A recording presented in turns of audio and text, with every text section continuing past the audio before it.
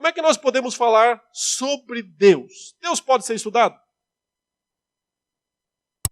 Vocês não acham que a própria palavra teologia é imprópria? Porque, teu, Deus. Logia, estudo. Estudo de Deus. Quem consegue fazer isso? Quem é apto? Quem é capaz de estudar Deus?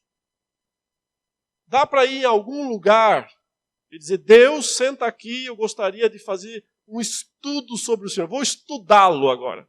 Trouxe minhas ferramentas aqui, eu tenho lupa, eu tenho um caderninho para anotar, eu trouxe aqui uns instrumentos para fazer algumas experiências, eu vou coletar algumas amostras do Senhor para eu poder estudar e entender o Senhor. Isso é possível?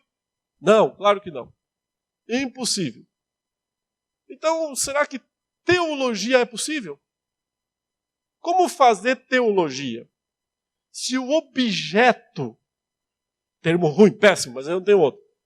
Se o objeto que nós queremos estudar nos escapa, está além de nós, muito além de nós. Se nós não conseguimos ir até onde ele está, sentar diante dele e dizer, eu quero aqui conhecer, estudar o Senhor. Se a distância que há entre Deus e nós é infinita. Imagine que tem uma reuniãozinha lá no formigueiro. E as formigas estão discutindo lá que elas precisam estudar o homem e conhecer melhor o homem. Como elas fariam?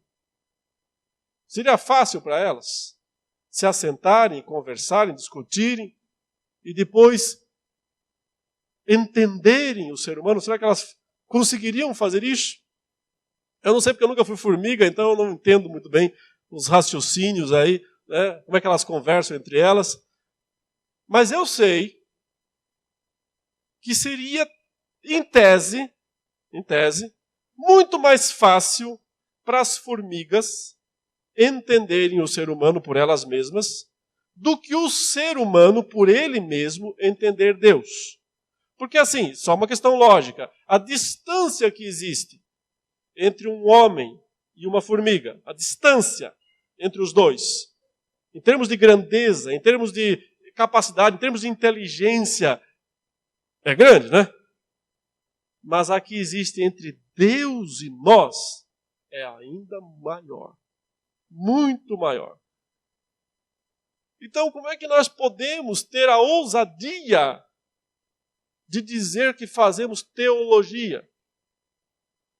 Como é que nós podemos ter essa presunção de dizer, olha, eu sou um teólogo? O que é um teólogo? É uma formiga querendo compreender o ser humano? Não, é muito pior. É um homem querendo compreender Deus. Então, parece que já podemos desistir, né?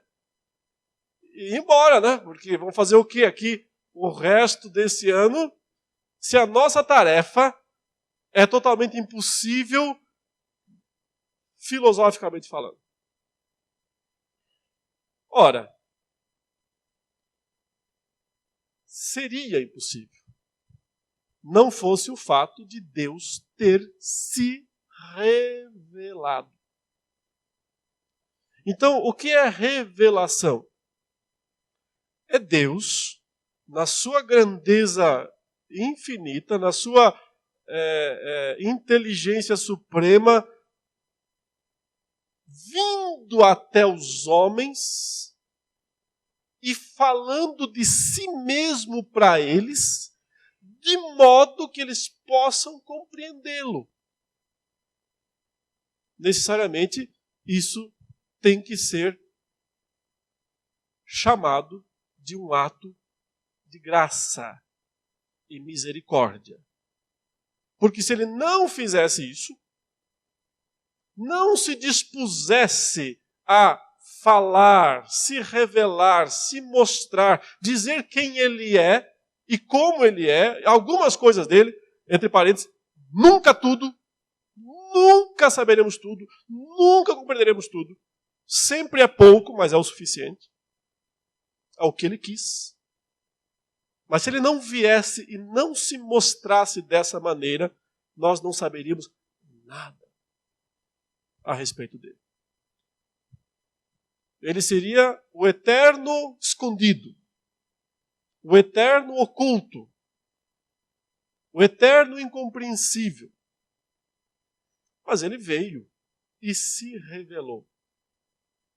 E, portanto, o que nós fazemos, na verdade, não é estudar Deus. Deus não é objeto de estudo. Deus não é um objeto para ser dissecado num laboratório. Nós não estudamos Deus, nós estudamos a revelação de Deus. O que ele falou de si mesmo. É isso que nós estudamos. Portanto, o objeto da teologia não é o próprio Deus, mas é o que Deus falou de si mesmo, a sua revelação, o que ele se revelou.